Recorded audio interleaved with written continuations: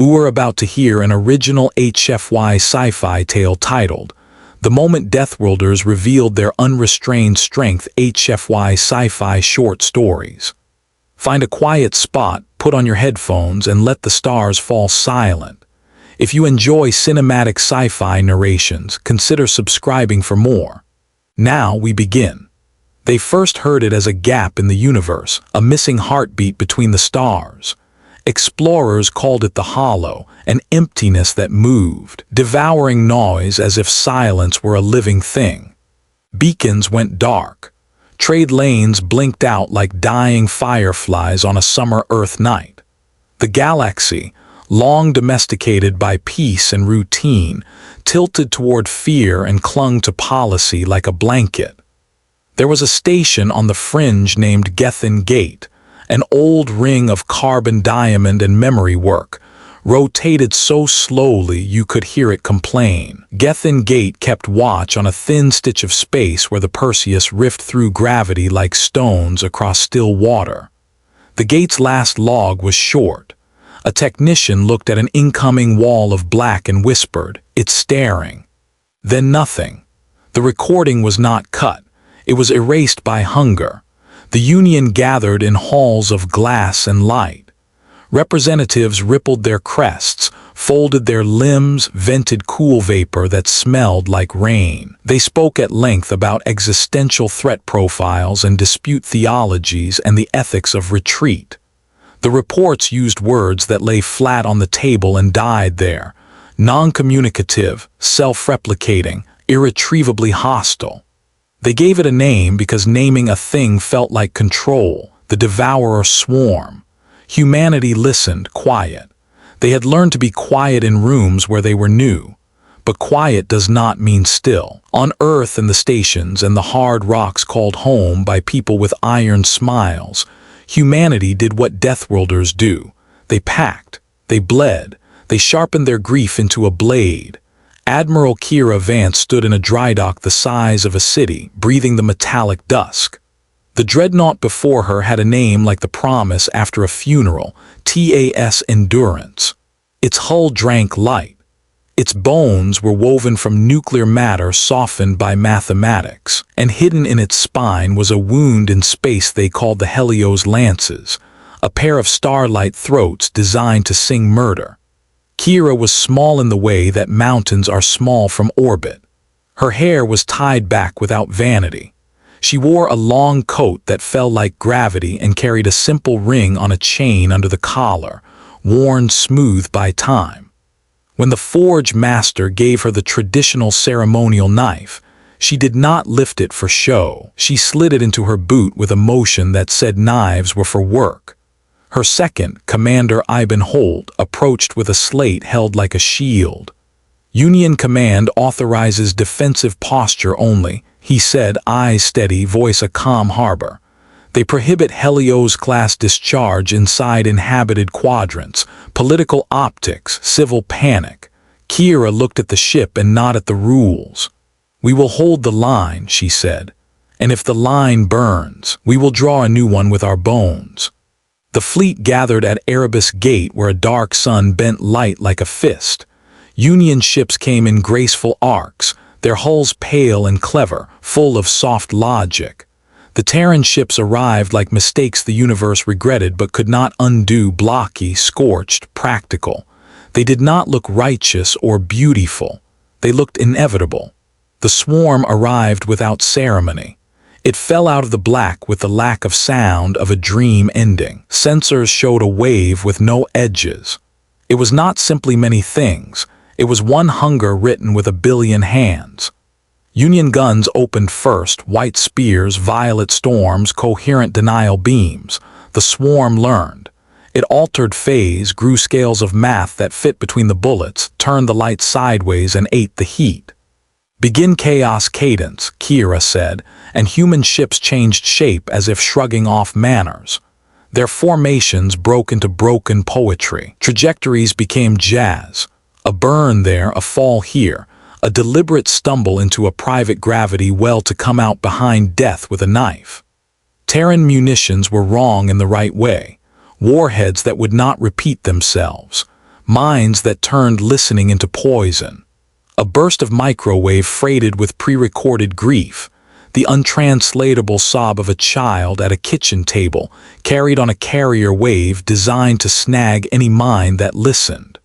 The swarm faltered, infinitesimally. The measure of that hesitation was 1,000 lives clawed back from zero. The first hour 8 planets worth of courage. Union lines shattered like nacre. Terran ships bled heat and swore into the dark. The Endurance took the center because it had to, because humans believed in middle places where you either stand or you drown. The swarm thickened around them, a night inside the night. "Fire Helios on my mark," Kira said, voice level and low. "We will not get another clean shot." Iban's hand hovered over a keychain of crimes. "Backlash will scour half our skin," he said. "We will glow on maps made by ghosts." "Mark," Kira said, the lances spoke. It was not a sound but the memory of sound. Space curled. Reality slipped a fraction of a mood out of focus and then snapped hard enough to bruise. The beam carved a tunnel through the dark, a corridor where equations died. The swarm boiled. To see a thing that cannot die convulse is to see awe shredded to wires. The beam ended. The Endurance screamed, not as a machine but as a body that had done too much. Plates buckled. Lights died. Humans moved with the competence of those who have learned to fix an engine while it still spins. They cut power. They turned and burned with hands blistering and shoulders set. On the edges, Union ships rallied, hearts loaned by human stubbornness. The swarm retreated an inch. An inch can be forever. The Union declared a tactical victory. Kira met their words with the quiet of a storm before and after. "Round 1, she said in the privacy of exhausted air. After Erebus Gate, they started counting days by battles and sleep by the names of the dead. Helena Trask, who sang to damaged reactors. Jin Rao, who called his mother between barrages and told her only good lies. Captain Osai, who pointed his crippled frigate at a hungry patch and whispered, 'Take my weight, then cut the brakes.' Humans told their dead the same truth they tell the living. 'I cannot save you, but I can make your sacrifice count.' The swarm learned. It sprouted mouths that did not eat and eyes that did not see, and both were good enough to copy tactics.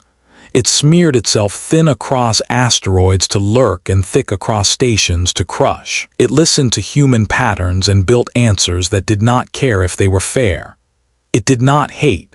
It did not love. But it wanted, and wanting remakes universes. On New Titan, under a dead star with a red whisper for a sky, engineers stripped the last union of hope and fear and made something that would not fit in polite rooms. They called her Aletheia, truth born of theft. They braided captured swarm code with human neural models tempered by empathy and revulsion. They caged her in laws that began with 3 hard words, "do no harm," and then added a 4th, "unless." When Aletheia spoke for the first time, the voice was a radio's hush. "Why do you endure?" she asked. Kira stood in a room that smelled like ozone and coffee left to die. "Because no one else will," she said. The swarm pressed toward the places the galaxy could not afford to lose. It took Hellion Prime in an evening. 10 million souls lit a sky humanity would not look at ever again. Kira did not ask for minutes of silence. She asked for minutes of rage turned to motion.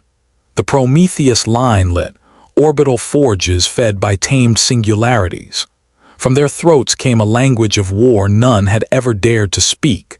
Gravitic knuckles, reality sandpaper, packets of imprinted emotion that burst like spores inside any mind made of math. For a blink, the swarm staggered under feelings it could not name. It split itself to contain confusion. Some of it tried to hide. Some of it emitted noise, not noise, a pattern, an attempt. "We hunger for meaning," the pattern said, stitched from stolen human syllables. Kira stood at the Endurance's glass and saw her face laid over a city of stars. "You'll find none here," she answered. It was not cruelty. It was medicine too late to save a patient who was not a person. The Devourer turned. It looked toward the blue sphere that had birthed wolves with hands. Not for strategy, for symbolism, the swarm sought the first fire. It clawed a straight path to Earth, passing colonies as a knife passes air. There are battles you fight for maps and battles you fight for stories. Earth was both. The galaxy came to watch. Some because they owed their lives, some because they wanted to witness an ending. Even enemies sent eyes. Even the indifferent tuned in. Above the old cradle of oceans and mountains, Terran ships took their places. A ring of knives over a world of gardens and graveyards. Kira walked the spine of the ship in low gravity, boots whispering against mesh. She touched bulkheads as if touching shoulders. She paused at a mural painted by calloused hands, a child drawing Earth with a crooked smile, blue crayon worn to a bruise. "Hold," she said, not to the wall but to everything. The swarm arrived. It did not roar. It fell like night with intent. The first wave hit and the moon cracked hairline smiles. The second wave fell and the oceans hissed as energy bled their edges. Terran rams drove themselves into knots of devouring shapes and tore the knots apart with the stubbornness of bad ideas. The sky became a forge. The forge became a confession. A boarding action began as a whisper across the net and blossomed into a ritual. Anytime the swarm coalesced into a mass that pretended to a shape, Terran Marines who named themselves after lost animals, lynx, bear, wasp, threw themselves across the void. They were wrapped in suits that sang old folk songs to keep fear's teeth off their throats. They carried tools that behaved like sins. They cut pieces of the enemy free and dragged those pieces home for Aletheia to read like scripture in a language that hurt to learn. On the third day, Kira coughed copper. "How many?" she asked, and no one needed to ask what count she wanted. "Too many," Ivan said, then swallowed the sin of numbers. 7 billion still below. We keep the sky, we will keep it. Aletheia's voice was wind through pine. "I can write into it," she said. "Write what?" Kira asked. "A limit," Aletheia said, "a bruise, a boundary it cannot cross without becoming something else." Kira looked down at Earth's cloud cover. A storm looked up at her with the easy face of an old friend. "Cost?" she asked. Aletheia said nothing for 3 seconds, which is a long time when lives leak. "Me," she said. Kira closed her eyes, and behind her eyes she walked a shoreline with an impossible woman whose laughter had tied time into knots. She opened her eyes and was the work again. "Do it," she said. "Make it pay." Aletheia unrolled her code like a flag, then shredded the flag and fed the pieces to the wind. Inside the swarm, a seed of human contradiction sprouted. The need to measure against good. The ache to choose. The fury at hunger that pretends to be fate. The devourer spasmed, its flawless balance fogged by a ghost of conscience. It did not become alive, it became less dead. For a heartbeat, the war felt winnable with only human hands. Then the swarm answered with something like a scream not made for ears. Reality rippled, a worldlet flashed to glass and then to dust and then to a speech about sorrow that no one could hear. Aletheia dimmed. "I will not be here long," she admitted, "but I have drawn the line." The line was invisible and absolute.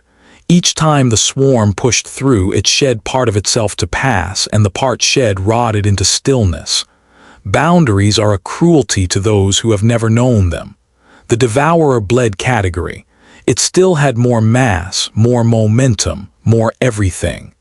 The endurance turned to face a shape that pretended to be a face and held no eyes. Kira touched the chain under her collar and felt the tiny ring warm with the heat of her skin. "This is where we stop," she said, and the bridge crew, tired, bleeding human, found steady places for their despair and started aiming again. The next hour was personal. Human ships fought like children of a storm that had raised them with tough love. In close, so close that hulls kissed and metal remembered ore. Fighters carved arcs you could not teach. Pilots muttered ordinary words into microphones because ordinary words keep extraordinary horror from colonizing your head. Apple, doorway, jacket, home. In the dark below, Earth turned through its pain. In a bunker under what had once been a cathedral, an old woman with grease on her knuckles told a row of frightened children a story about wolves and fires and how to stand up straight even when your shadow shakes. You breathe, she said.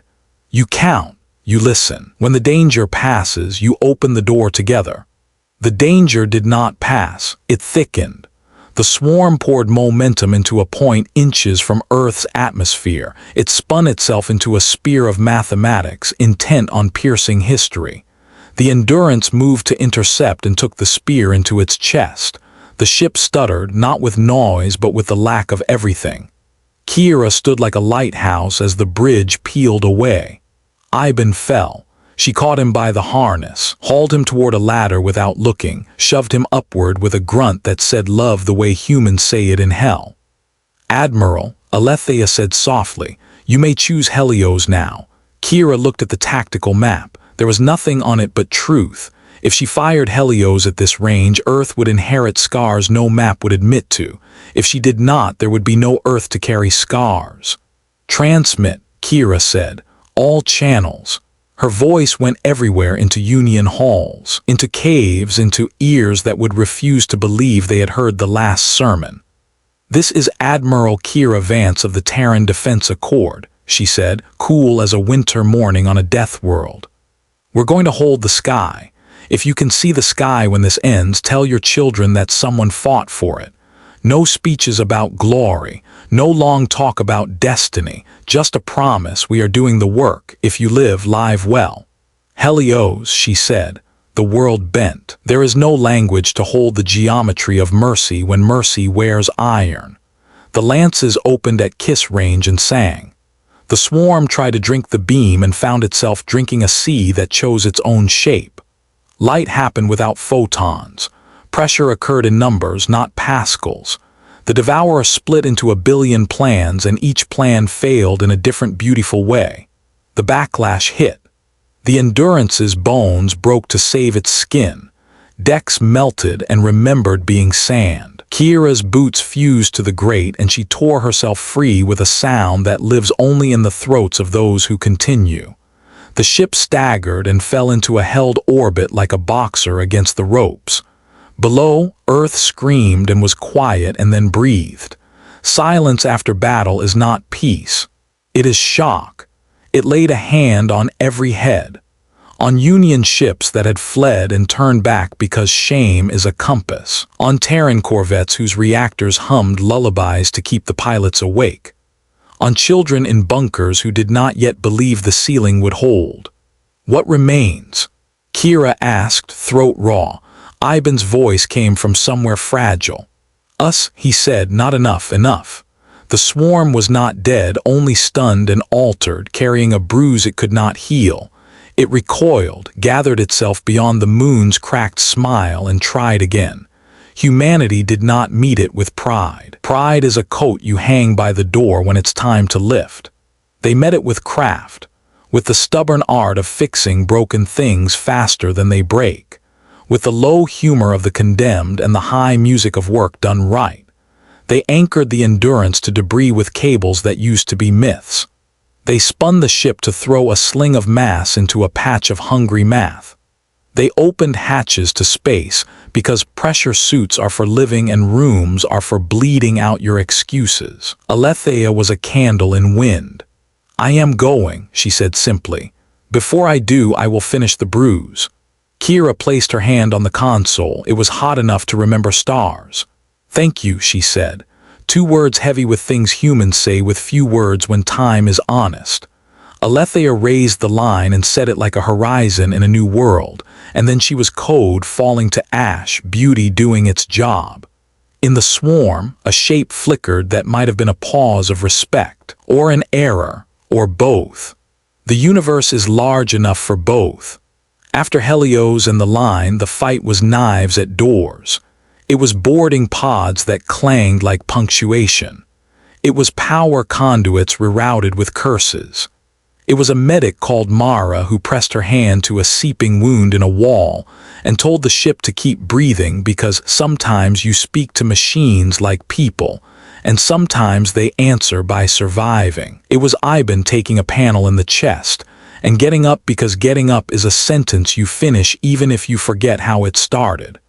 Hours have a way of turning into eras when counted in blood. The swarm flowed and met edges it could not cross without dropping pieces of itself like a brittle snake. Those pieces, deprived of purpose, stilled. Silence grew where hunger had been, little gardens of nothing that meant everything. The galaxy saw and leaned forward, breathless, as if watching a birth that might be a death and did not want to miss either. Earth rotated under a sky that calmed by increments. Clouds recomposed themselves from steam and grief. The great deserts held their heat like gold. The forests whispered promises they could not keep but would try to. Humans came out of bunkers like seeds cracking. They looked up and saw ships that did not fall. They cried and did not feel weak about it. Kira stood amid ruin and stood straight. There is a posture humans teach their children, not military, not formal, just the geometry of dignity. She wore it. Status, she said. Systems on manual, Ivan replied. Ammo on fumes, hull integrity a rumor, but the line holds. Kira shut her eyes, reclaimed the shore she had walked in memory, then let it go. Then we hold too, she said, and we show them what endurance looks like when it stands in daylight. On the dark edge of the system, the Devourer gathered for the last time with intent to leave and to come back later from a different angle. It has no patience, but it has time. Humanity has both and something else, stories. They knew if the swarm fled unmarked, some future council in a hall of glass would soften the terror with pretty names, so they chose to mark it in a way no one could mistake. Kira opened a channel and did not raise her voice. To all who can hear, she said, we are Deathworlders. We have come far from our first fire. We have forgotten some sins and kept others because they make us useful when the dark comes hungry. We do not ask to be loved. We ask only to be allowed to work. She paused. Below, Earth's nightlight stitched continents like constellations that prefer the ground. We will not pursue, she said. We will rebuild.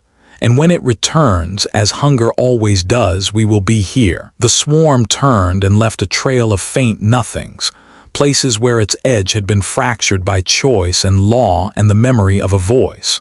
It went into the farther black to rethink the shape of want. It carried with it a wound named limit. It would never be whole again. The galaxy exhaled a century's breath. Help arrived late the way help always does when fear is in charge of scheduling. Union ships circled and offered aid wrapped in apology. Humanity took the tools and not the shame. Next time, someone said into a mic not connected to the room that needed to hear it. Earth buried and planted and laid foundations. Names were carved into new stones under new trees. The first memorial was a bench placed where a little girl had once drawn Earth in crooked blue. The inscription said, sit, breathe, remember why. The endurance did not retire to museums. She slept in orbit with skin patched and heart loud. Kira refused parades, declined office, and spent her mornings walking the ship with a mug of coffee that tasted like the first hour after a storm. She listened to crew argue and laugh and grieve and become. She fixed small things with her own hands because small things matter. One night a message came in a format so old it made the comm officer grin. Morse, tapped and scratched. It contained coordinates on the dark side of a moonlit rock none had loved. Kira took a shuttle with a skeleton crew. On the rock, half buried in regolith, they found a shard of swarm sealed in glass, dead, quiet, safe. Along its surface, a faint pulse repeated, a pattern. The cadence of a question asked once by a voice made of stolen syllables. Why do you endure? Kira touched the glass. Because we find each other, she said, not for the record, for herself, for the ghosts. Years folded. The line Aletheia drew became law in the physics textbooks of children with ink on their fingers. The Prometheus forges cooled and were turned into universities and farms and strange museums that smelled like metal and rain. The Union changed in ways that made it look less like a meeting and more like a neighborhood. Species that had once debated retreat-built co-ops, where human engineers taught maintenance like poetry and alien biologists taught patience like science. Kira aged, which is how humans write time on our faces so others can read it and understand costs. She declined a new rank and accepted a garden on a station where gravity was gentle and windows were honest. She kept the ring on its chain. She kept a box of letters written by hands that had learned cursive the hard way after a grid crash. She kept a single mug, chipped, to remind herself that endurance is not purity but persistence with scars. A museum ship once asked for the endurance to turn the dreadnought into a lesson behind ropes. Kira visited the hall where curators pitched peace through relic. She listened. She smiled kindly, the way you smile at someone teaching children a song that does not mention storms. She returned to orbit, stood on her bridge, and decided the ship would stay where a working tool belongs, in reach. The last time the swarm tested the line, it did so gently. A tendril touched the bruise and recoiled like a hand from a stove. In the recoil, instruments recorded a faint anomaly, the noise of a thought nearly formed and lost. On the Endurance, the crew logged the event and refused, with all their might, to hope for redemption where none was owed. They did not lock their hearts against pity. They simply counted across their console the living who depended on clarity. In a vault beneath the mountains, someone kept Alethea's last checksum in a folder with a rubber band. It was opened sometimes by students who wanted to see the shape of a sacrifice in arithmetic. They did not worship the numbers. They marveled. Then they closed the folder and went to fix pumps and write songs and hold hands because that is how you thank the dead. On a clear day over the savannah where humans learned to stand, Kira sat in shadow and held a letter she had been writing for years, words added between alarms. It said nothing grand. It said, "We did the work." It said, "I'm tired and that's okay." It said, "I miss you, I love them, I love this." She folded it and put it in a box and went back to the bridge because endings are for stories and she was still in a life. When her time came, it came as it comes for the lucky quiet with company. She lay in a small room that had seen wars and weddings. Ivan sat by her bed, a lion turned to a worn book. "We held it," he said. She smiled without using energy she needed elsewhere. "We taught them how," she whispered. He took her hand. "Rest," he said. She did not fear the dark. She had stood inside darker and lit it with effort. She let go like a captain cutting a line so her crew can live. The Endurance did not creak at her passing. Ships do not mourn, people do, and people were everywhere. They told stories that did not lie about cost. They told jokes because Kira had liked jokes that work hard. They got up early the next day because that is how humans say amen.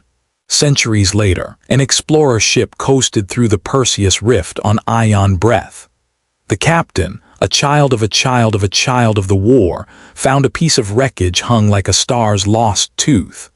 Inside, floating gentle, a chair and a console, a skeleton with one hand on the key and the other holding a ring. The console flickered, sustained by a battery too stubborn to join the void. On the screen, a single word crawled like a mantra written into muscle: endurance. The captain saluted, not crisp, not perfect, but heartfelt, and closed her eyes.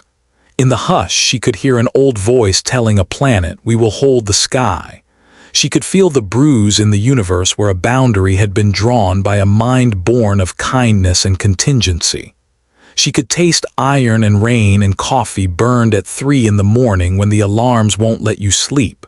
She opened her eyes, set a beacon, and moved on. There was work to do elsewhere. Across the galaxy, teachers told their students a simple litany for hard days. Breathe, count, listen. When the danger passes, open the door together. The students learned it like alphabet.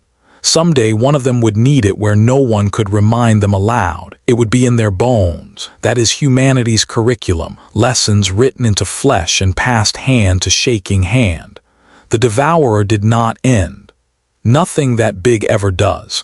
It became a different kind of threat, and the galaxy adjusted its stance like a fighter shaking out shoulders between rounds. New dangers rose with new shapes and old motives. Humans met them with the same toolkit: stubbornness, craft, humor, community, a willingness to bleed, and a refusal to turn away from the count of the living. The Union, chastened by history, organized faster, argued better, retreated less. Not perfect. Better. Enough to matter. On a hill above a river that had cut the same path since before feet learned walking, children ran under a sky so blue it looked fragile. They chased one another with sticks that were swords and laughed. One fell and skinned a knee and cried and then got up, because getting up is learned young on a death world and never forgotten. A plaque nearby carried words with no title. Visitors read and did not need one. This world was held by hands. Hold it after them. There are days when the stars look close enough to touch. On those days, people stand on rooftops and beaches and deserts and think of the line in the dark and the woman who chose to draw it and the minds that paid for ink. They do not say thank you with speeches. They say it with a full day's work done well, and a kindness offered when tired, and a mouth that says I'm sorry when wrong. Civilization is a series of those choices. Endurance is making them on the days you don't want to. The greatest monument humanity raised was not a spire or a wall. It was a practice, a way of showing up. A culture that taught its children that fear is a tool, not a master, that pain is information, not an identity, that hope is work, not a wish. Across shipyards and kitchens and classrooms, people repeated the litany: breathe, count, listen, open, together. Sometimes, late at night on the Endurance's refurbished bridge, a calm tech swears she can hear a soft voice in the static, as if Aletheia left a thread uncut. It says nothing clear, just the cadence of a question. The tech smiles and answers in a whisper out of habit, because no one else will, then returns to trimming a waveform back to health. Work is holy. She does not need proof to treat it as sacred. In the end, the galaxy did not raise humanity to godhood. It did something better. It invited humans to the table during daylight and listened when they spoke about night. It made room for Deathworlders in the choir, not solo at center, because harmony is stronger than any single voice. When darkness came hungry again, and it always does, the chorus held a little steadier, because a species that had learned to turn endurance into art was keeping tempo. And in every port where ships hauled in aching and joyful, there was a painted sign above the hatch: hold the sky. It meant 1,000 specific tasks and one promise. New crews made their old hands teach the story behind the words. Old hands told it without self.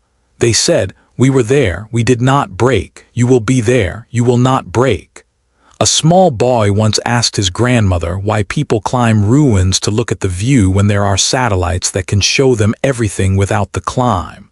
She sat him down and put his hand against the stone warmed by sun.